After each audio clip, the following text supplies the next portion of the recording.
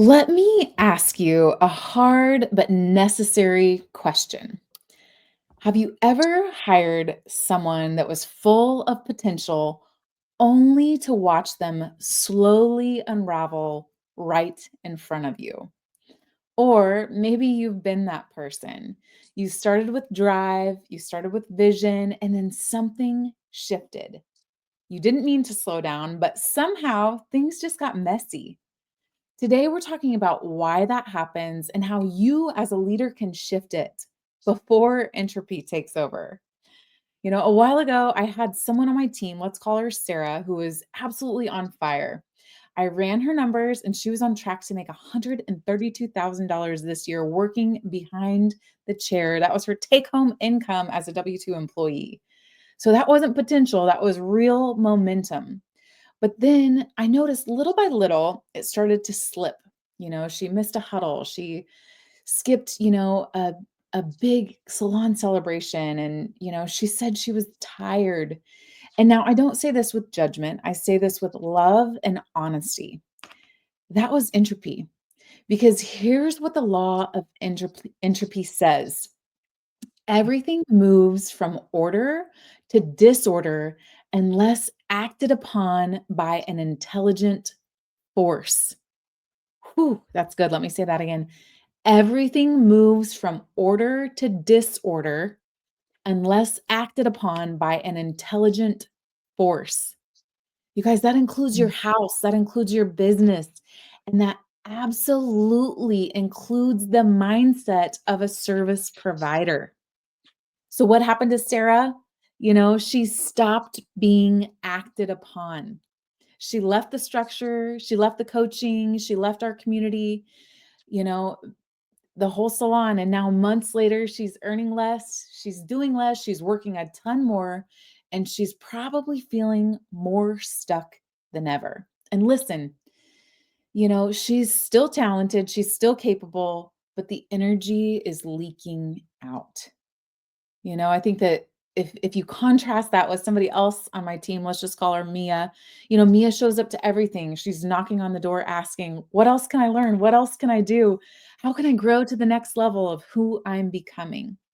And the results, she's skyrocketing faster than I ever expected, because she's not just avoiding entropy, she's expanding. Such a great story to share, Lindsay, because I bet other salon owners listening to this can relate. Maybe they just didn't have the words to explain it, but they see the Sarahs on their team and they see the Mayas or Mia's. What would you say, Maya? Yeah. Maya's Mia. on their team.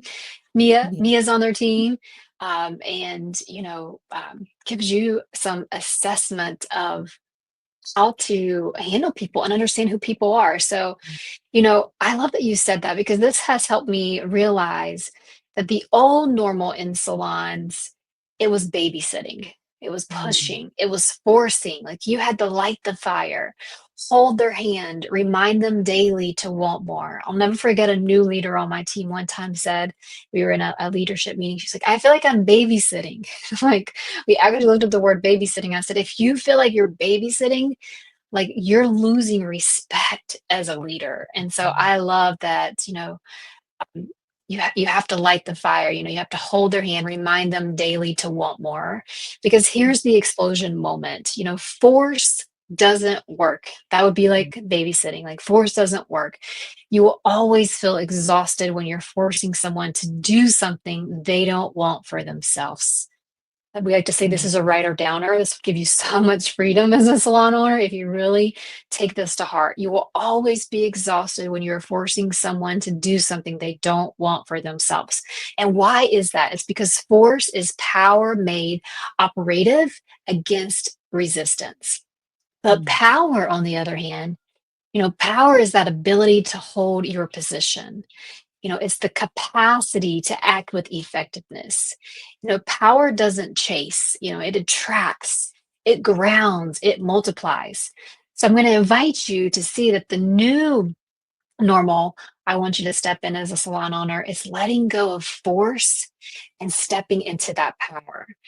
Because Mm. as you stand as the one who doesn't beg your team to rise, but one who builds a culture so magnetic, so full of growth that they can't help but expand in your presence. Mm, that is incredible, Jen. I love, that you talked about that difference between force and power. I think that there is so much freedom in knowing the difference between force and power. Because if you've ever said to yourself, gosh, I'm so exhausted, I would look at the definition of both of those words and see which one have you been spending a majority of your time in, because hey, I will be the first one to admit I have, invested time in people before that weren't interested in actually getting that investment of time. It wasn't, they had no desire for more. So when you do something like that, you're forcing it upon someone. But power, when you build that and you have that ability to hold and maintain a position because you're creating something incredible, that's when things start to shift, because mindset isn't fluff, you guys. This isn't little pillows of white, fluffy cotton everywhere.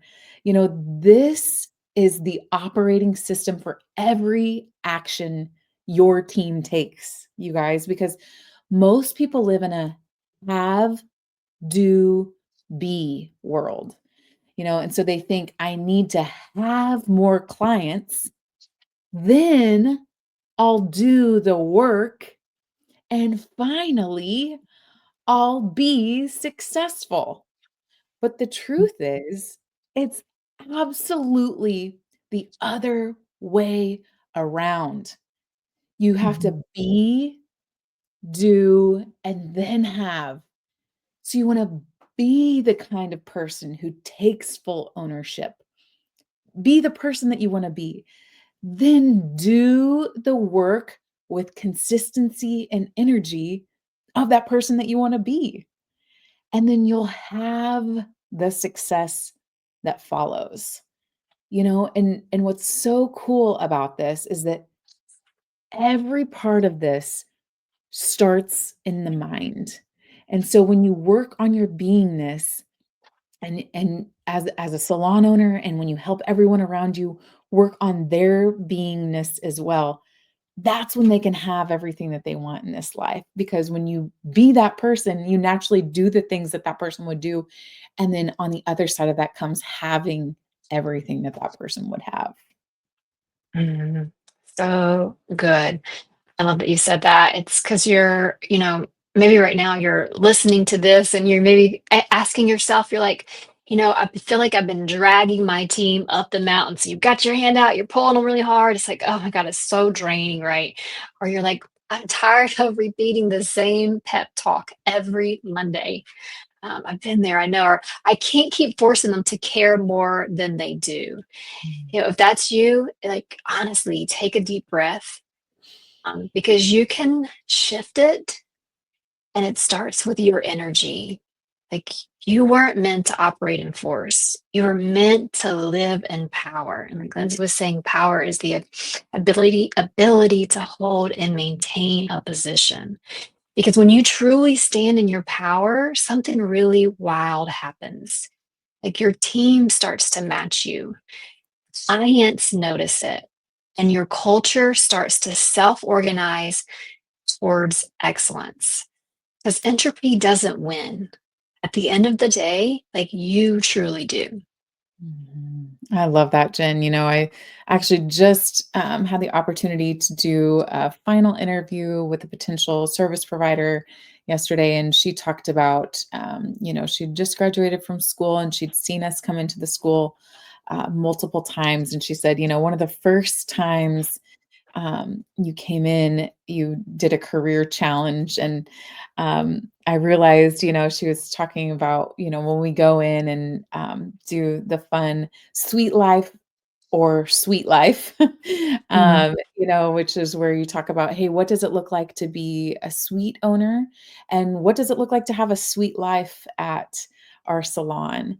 And just kind of what the difference. So we hand out money, and they get to play this fun game, and then start to realize, hey, what's super cool about working for a company that's inside of salon business school, all the companies that we work with, is that I can make the most amount of money per hour, and it's so cool when you start to see, hey, I would rather spend my free time on a beach than I would doing XYZ, learning, how to market, how to, be a tax accountant, how to just be a bookkeeper, all these just random different things. And what we talked about was like actually one of the most powerful things in that is to just work on your own beingness so that you can really, contrasting to the, 2 types of service providers that we talked about at the beginning of the call, so that you can be the person who's okay with earning $132,000 a year as a service provider, only working 28 hours a week, because it all starts with us. Like, we can't force anybody on our team to do anything, but we can create that space to allow people to be who they want to be, and we can let people flow in and out that are supposed to be the right fit because she was so excited. She was like, "I can't even believe that this is an opportunity, that I might have the possibility to be a part of." It's just fun to even think about that.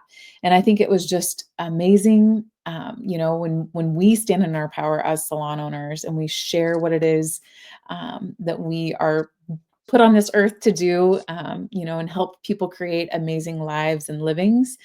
It all starts with our beingness. And so I think, if this resonated with you and you're ready to stop forcing and start leading in power, join us inside of Salon Business School because we don't just teach strategy, because strategy can get eaten for lunch every single day. We really focus on your identity and building leaders who know how to be first so that the rest can take care of itself. Because your team is waiting for someone to show them what's possible. And that someone, it's you listening to this podcast right now. So if this moved you in some way, or you have another salon owner friend that you think would enjoy this episode, please share it with them. We're super grateful to get the opportunity to work with all of you listening and all of the incredible people inside of Salon Business School. All right, guys. So just remember, a garden turns into weeds if it's not maintained. So just a beautiful reminder to go out there today and do some awesome things in our salon industry.